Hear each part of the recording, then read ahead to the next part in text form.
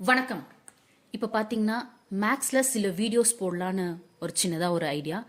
So அதனால் முதல்ல fractions பற்றி போடலாம் அப்படின்ட்டு. ஃப்ராக்ஷன்ஸ்னா என்ன? ஃப்ராக்ஷன்னா தமிழில் பின்னம்.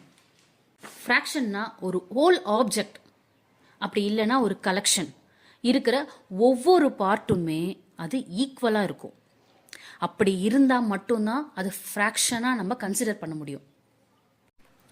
ஃபார் எக்ஸாம்பிள், இப்போது நம்ம எல்லாருக்குமே பிடிச்ச ஒரு பீஸாவை நம்ம எடுத்துக்கலாம். இப்போது பீஸாவில் நம்ம 4 பீஸா கட் பண்ணுறோம், சரிங்களா? 4 பீஸா கட் பண்ணும் போது அந்த 4 பீஸுமே ஈக்குவலாக இருக்கும். அப்படி இருந்தால் அதை ஃப்ராக்ஷனாக கன்சிடர் பண்ணி நம்ம அதை ஃப்ராக்ஷன் முறையில் எழுத முடியும். இப்போ இந்த பீஸாவை 4ஆக கட் பண்ணியிருக்கோம் இல்லையா, அந்த 4 பீஸுமே ஈக்குவலாக இருக்குது. ஸோ இந்த மாதிரி ஈக்குவலாக இருந்தால் நம்ம 1/4 அப்படின்னு ஃப்ராக்ஷன் முறையில் எழுதலாம். இந்த பீஸா பார்த்தீங்கன்னா 4 பார்ட்ஸாக பிரிச்சிருக்கோம், ஆனால் எல்லாமே அன்ஈக்குவல் பார்ட்ஸ். ஸோ அதனால் இதை ஃப்ராக்ஷன் முறையில் 1/4ன்னு எடுத்துக்க முடியாது. நெக்ஸ்ட் பார்த்தீங்கன்னா பார்ட்ஸ் ஆஃப் ஃப்ராக்ஷன்.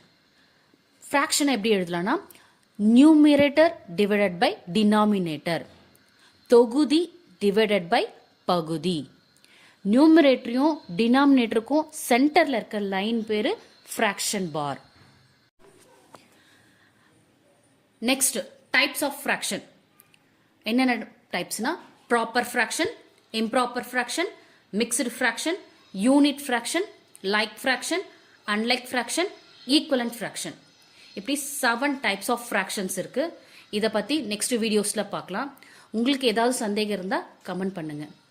மறக்காமல் லைக் பண்ணுங்கள், சப்ஸ்கிரைப் பண்ணுங்கள். தேங்க்யூ.